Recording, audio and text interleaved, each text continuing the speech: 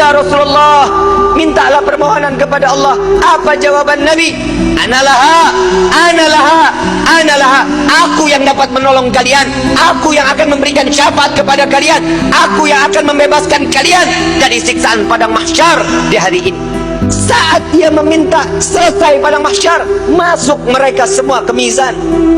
Sampai di mizan, Nabi berdiri di depan mizan, melihat rombongan daripada umatnya. Saat beliau dalam keadaan dosa yang begitu besar, Nabi sujud kembali di hadapan Allah. "Ya Rabb," doa baginda Rasul sallallahu alaihi wasallam, "Ya Allah, ringankan beban dosa umatku, beratkan pahala mereka, ampuni dosa mereka ya Allah." Kita berbuat dosa di atas bumi Allah. Nabi yang terus menerus sampai di mizan pun Nabi sujud kepada Allah agar kita diselamatkan, dibebaskan, agar masuknya kita ke dalam syurganya Allah. Setelah mizan, Nabi SAW berdiri lagi di sirat. Saat di mana jembatan tersebut satu helai rambut dibelah menjadi 7, tajamnya luar biasa, di bawahnya neraka jahanam.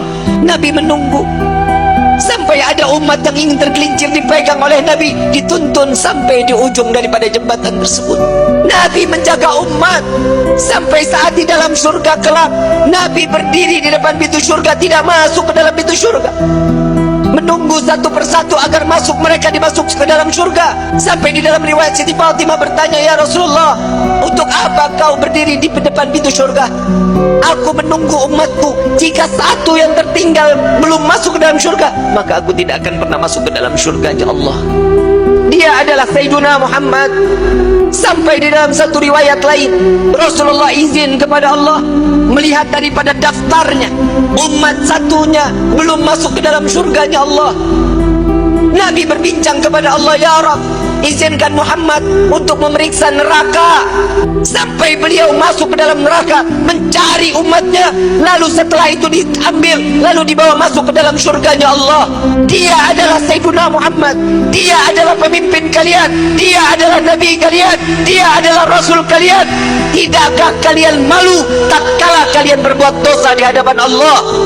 Sampai kapan hidup kita selalu tutup mata di dalam kemaksiatan kepada Allah?